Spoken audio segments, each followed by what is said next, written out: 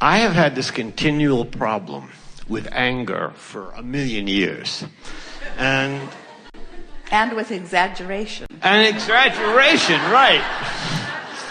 And it feels good to be in this place, but it annoys everybody around me. And you were talking about building bridges.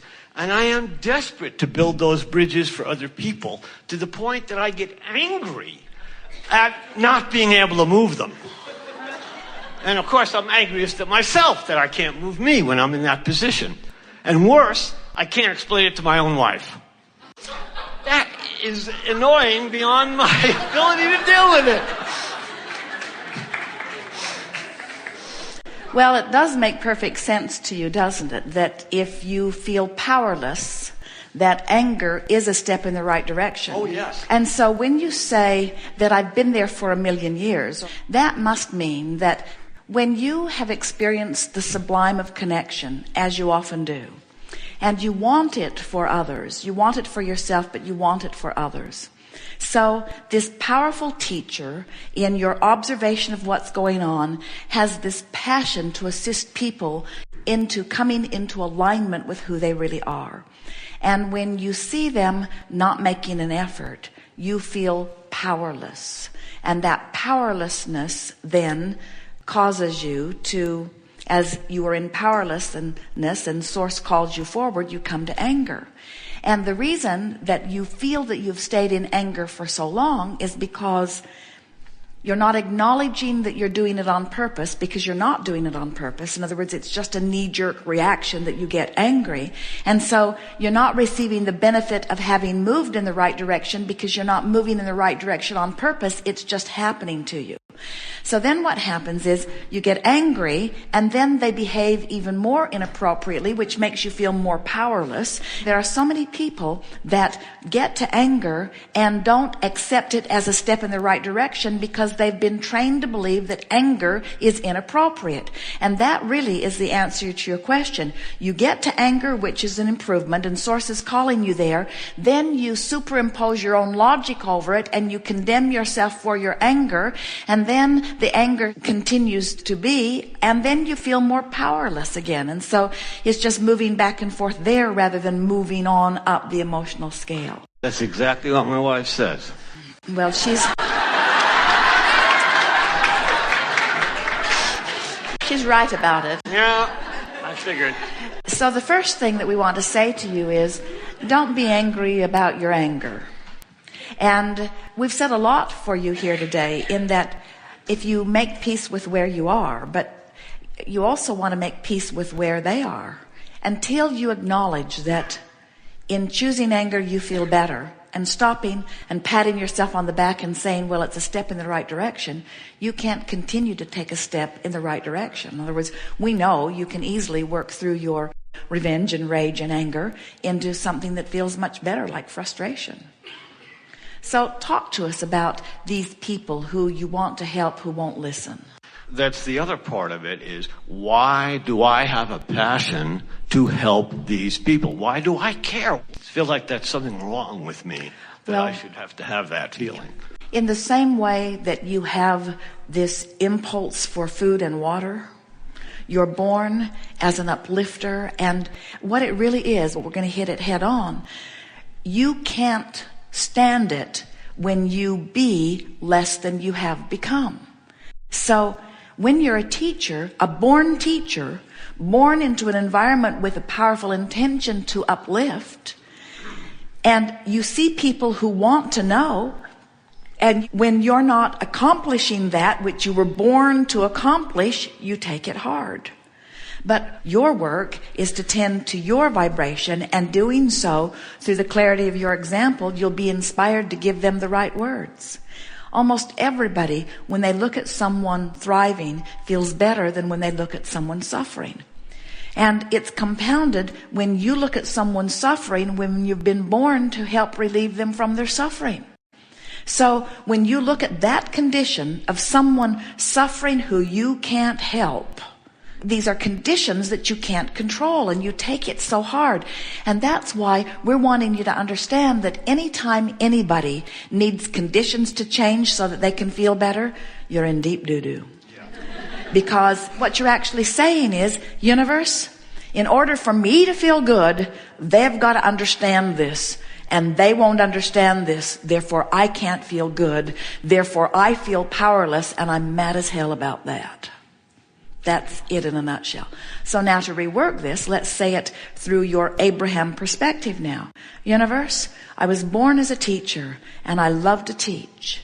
And I see someone who wants to know what I believe I could teach them. I could teach them how to feel better. I could teach them a better way. But they won't listen. And that makes me feel terrible. So now I will apply what I've learned to my own self, and I will feel better under these conditions. The question that we've been putting to you all today, and it's a question that we really think you would be well to ask yourselves many times in every day, is, how can I feel happy under these conditions? Or even better, how can I feel better than I do under these conditions?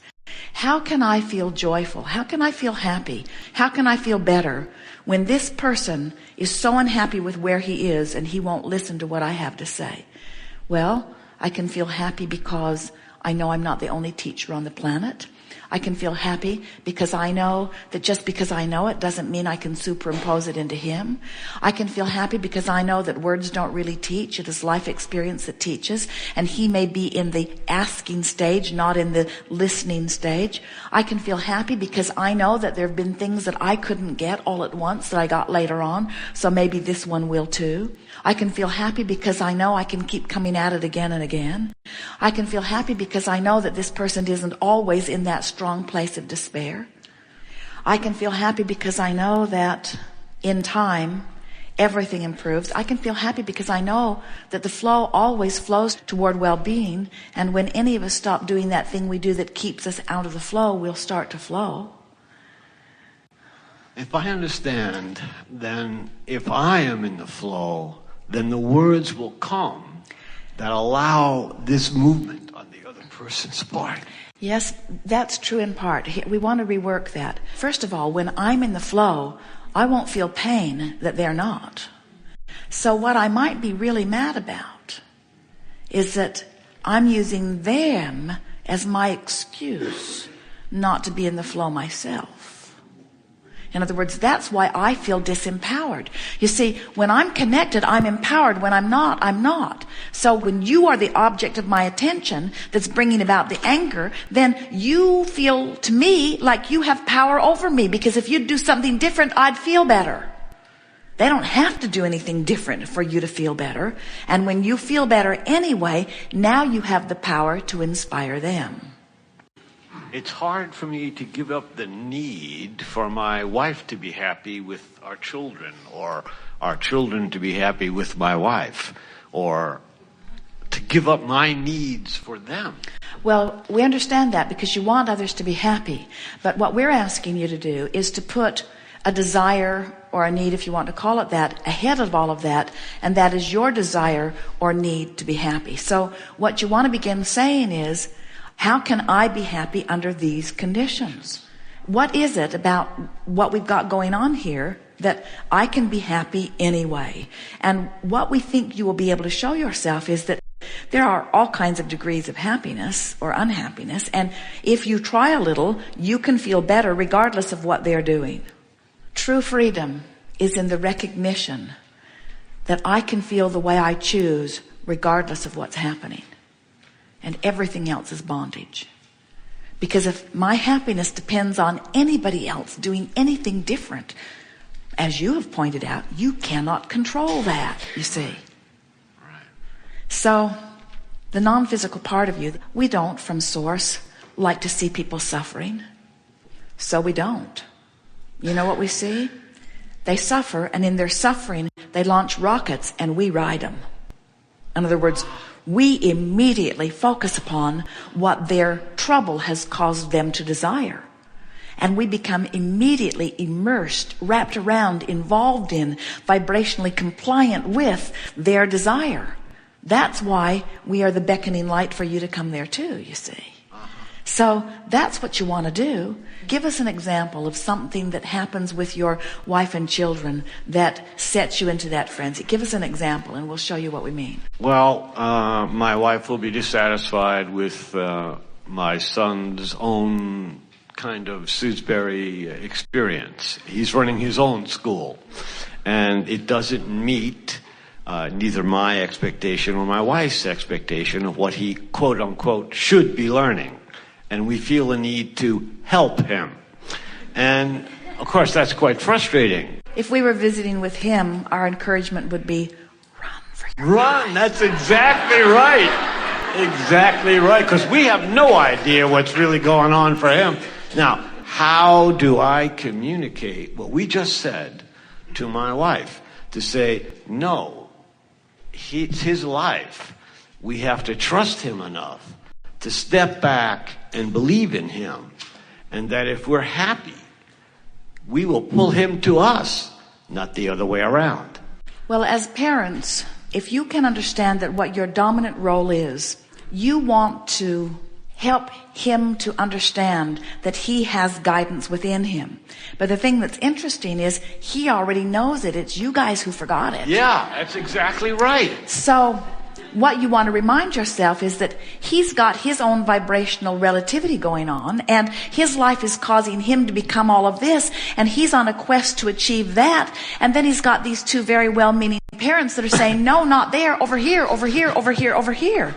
And it sounds to us that he's healthy enough and stubborn enough to say, buzz off, folks. In other words, that's why there's so much discomfort going on within you. Exactly. So now back to your question. So how do I help myself, or how do I help my mate be all right with that? We would start by making lists of positive aspects. We would acknowledge how powerful his mind is, and how when he focuses, how things always work out for him. And we would acknowledge that he's always been strong, and that he was born seeming to know who he was and what he wanted. And we would appreciate ourselves as parents, but we would appreciate him also as an individual, and we would begin to look for the positive aspects that are evident every day in his experience. We would activate within ourselves the very best of him.